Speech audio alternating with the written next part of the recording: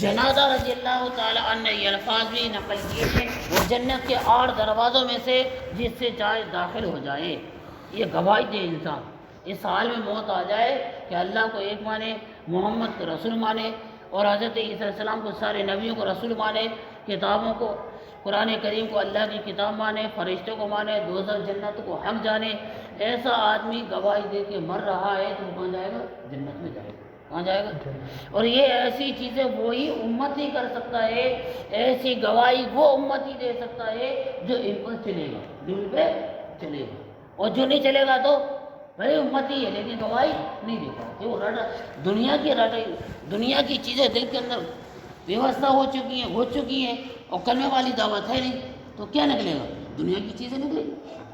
طوطے کو پال لو، طوطے کو پکڑ کے پنجرے میں رکھ لو اور اس کو کھلاؤ پلاؤ، بند کرو، چھوڑو مت، اور اس کو رٹاؤ، اللہ اللہ کہہ تو وہ کہنا سیکھ جائے گا۔ اس سے کہ پاپا، وہ پاپا کہنا سیکھ جائے گا۔ اس سے کہ ماما، وہ ماما کہنا سیکھ جائے گا۔ بھائی سیکھتا نہیں سیکھتا ہوتا؟ ارے سیکھتا نہیں سیکھتا۔ اور جب پنجرے میں سے اگر اس کا ڈھکن کھول دو اور طوطا بھاگے اور اس کو بلی پکڑ لے، کیا پکڑ لے، تو کیا بولے گا وہ؟ صحیح بتانا، کیا بولے گا؟ نہیں بولے گا۔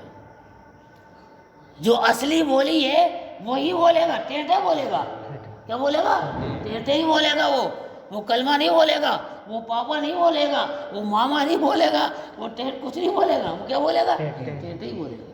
ایسی فرمایا اللہ کے نبی کا، جو اللہ رسول اللہ صلی اللہ علیہ وسلم کا امتی اگر دین پہ چلے گا، دین کے کام کرے گا، زندگی میں قرآن حدیث پہ چلے گا، نبی کے طریقے پہ چلے گا، تو مرنے پہ جب مرے گا تب بھی وہ کیا پڑے گا؟ کلمہ ہی پڑے گا۔ اور جب قبر میں جائے گا تو کلمہ ہی نکلے گا، اور قبر سے اٹھے گا تو کلمہ ہی پڑے گا، گواہی دے گا تو کلمہ ہی ہوگا۔ اور اب میدان حشر میں جمع ہوگا، میدان حشر میں جمع ہونے میں حساب کتاب ہوگا تو ہاتھ میں کیا آئے گا؟ کلمے کا جھنڈا ہی آئے گا کہ وہ یہاں سے اس کو کر کے گیا ہے۔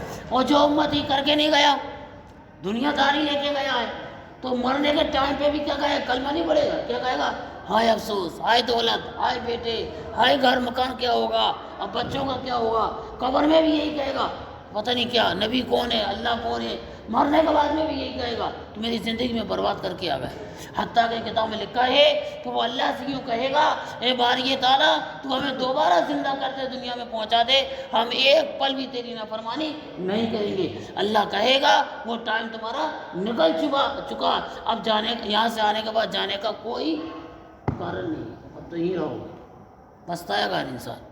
تو جو نبی کے طریقے میں چلے گا وہ موت سے لے کے حساب کتاب تک وہ اللہ ہی اللہ بیان کرے گا، اور جو نہیں چلے گا تو موت سے لے کے اور حساب کتاب تک دنیا ہی دنیا بنا کرے گا۔ اور دنیا جو بیان کرے گا وہ جہنم میں جائے گا، اور جو اللہ اللہ کرے گا وہ جنت میں جائے گا۔ اس لیے اپنی زندگی کے اندر اللہ کے نبی کی دعوت، جو اللہ کے نبی کلمے کی دعوت لے کر آئے ہیں اور لوگوں کو، امتیوں کو قرآن سکھایا ہے، وہ قرآن سیکھیں، علم سیکھیں اور علم کی باتوں پر عمل کریں اور دوسروں کو بتائیں۔ یہی مرنے کے بعد کام آنے والی چیزیں ہیں، اسی کو فرمایا۔ اب دیکھو یہاں کیا فرمایا؟ کلمہ کن سے حضرت مریم علیہ السلام کو پھونکا۔ کہاں پھونکا تھا؟ جبرائیل علیہ السلام نے۔ جبرائیل امین علیہ السلام نے حضرت مریم علیہ السلام کے کہاں پھونکا تھا؟ یہاں پھونک مارا تھا اور بچہ پیٹ میں آ گیا تھا۔ بغیر باپ کے پیدا ہوئے حضرت عیسیٰ علیہ السلام، اگر بغیر باپ کے پیدا ہوگی نہیں ہوئے، یاد رکھنا جی۔ عیسیٰ علیہ السلام کیسے ہوئے؟ بغیر باپ کے پیدا ہوئے، بغیر باپ کے۔ اللہ وہ ہے جو بغیر باپ کے بھی پیدا کر سکتا ہے۔ کون؟ اللہ۔ وہ کر کے دکھایا، کہاں؟ بطن کہتے ہیں پیٹ کو، کہاں کہتے ہیں؟ عربی لفظ ہے، کہاں کہتے ہیں؟ پیٹ کو کہتے ہیں۔ جیسے جبرائیل صلی اللہ علیہ وسلم نے پھونک ماری اور بچہ بن گیا، قائم ہے پیٹ میں، وہ فرمایا۔ اس لیے فرمایا یہ چیزیں برحق ہیں، ان کو مان لو۔ حضرت موسیٰ علیہ السلام کو جب فرعون نے پیچھا کرا تھا، وہ غرق ہونا، اللہ کا عذاب آنا برحق ہے، یہ ماننا پڑے گا۔ حضرت ابراہیم علیہ السلام کو آگ میں ڈالا تھا، اللہ نے بچایا تھا، یہ برحق ہے، یہ حق ہے، یہ حق ہے، ماننا پڑے گا۔ جو اس کا انکار کرے گا وہ مسلمان نہیں کہلائے گا۔ نبی کریم صلی اللہ علیہ وسلم نے شہادت کی انگلی سے چاند کے 2 ٹکڑے کرے تھے، یہ برحق ہے، ماننا پڑے گا۔ ارے بس نہیں جا رہی، یہ چیزیں ہیں قرآن حدیث کے اندر جو ہم اور آپ کو معلوم نہیں ہے۔ ہم پڑھیں گے، لکھیں گے، علم جانیں گے، تعلیم میں بیٹھیں گے، کلمے کی دعوت کریں گے، کلمے کی دعوت پہ آئیں گے، کلمے کی دعوت پہ جمیں گے اور سیکھیں گے، سکھائیں گے، اپنے دل و دماغ کے اندر اتاریں گے، تب تو ہم اپنی زندگی کو اس کے اندر چلا پائیں گے۔ اور نہیں اتاریں گے تو نہیں چلا پائیں گے، چلا ہی نہیں سکتے۔ گاڑی بغیر ڈیزل کے نہیں چلتی، موٹر سائیکل بغیر پیٹرول کے نہیں چل سکتی، انسان بغیر جان کے چل نہیں سکتا۔ ایسے انسان کی جان کے لیے، آخرت کے لیے علم ہونا ضروری ہے۔ اگر علم نہیں ہوگا تو انسان کی زندگی چل نہیں سکتی، زندگی بھی گئی اور آخرت بھی گئی۔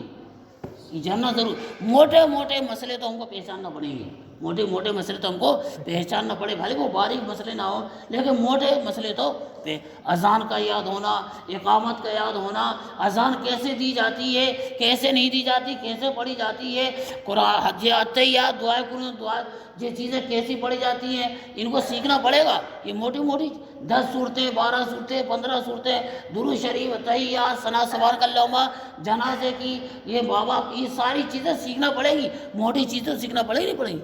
اب جیسے کہ ہمارے دل کے، ہمارے بدن کے اندر کلیجہ، جس کو کہتے ہیں دل، کیا کہتے ہیں اپن کلیجہ بھی کہتے ہیں، دل اندر ہے، دکھتا تو ہے نہیں، کہاں دکھتا؟ کڈنی جس کو کہتے ہیں گردے، اندر ہے، کس کو دکھتے ہیں؟ لیکن موٹی چیزیں دکھ رہی ہیں، ہاتھ دکھ رہے ہیں، پاؤں دکھ رہا ہے، پیٹ دکھ رہا ہے، آنکھ ناک کان سب دکھ رہا ہے نہیں دکھ رہا ہے؟ ارے دکھنا، بال مال سب دکھ رہا نہیں دکھ رہا؟ یہ موٹی چیزیں تو اپن کو کرنا پڑیں گی جو دکھ رہی ہیں، جیسے نماز ہے، زکوٰۃ ہے، روزے ہیں، حج ہے، یہ ساری چیزیں کرنا پڑیں گی، کرنا پڑیں گی۔ یہ موٹی چیزیں تو کر لے کم سے کم، لیکن وہ موٹی چیزوں پہ جمنا نصیب نہیں ہے ہم کو۔ ساری امت بھٹک گئی ہے، ساری امت بھٹکی ہوئی ہے۔ کہیں بھی چلے جاؤ، میرا تو اکثر طور سے سفر ہوتا رہتا ہے، کہیں بھی گئے جہالت کے علاوہ کچھ بھی نہیں ملتا، جہالت کے علاوہ کچھ بھی نہیں ملتا۔